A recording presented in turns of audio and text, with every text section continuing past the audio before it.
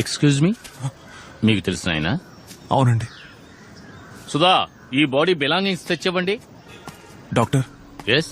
ఎలా చనిపోయారో చెప్తారా? పొట్టలు లోతుగా పొడిచాడు, మెడ నరాలు కోశాడు, ఇంకా కుడి చెయ్యి చిటికిన వేలు కట్ చేశాడు. చిటికెన వేలు ఎందుకు? ఆ వేలు కూడా లేదు, వాడు తీసుకెళ్లి ఉంటాడు.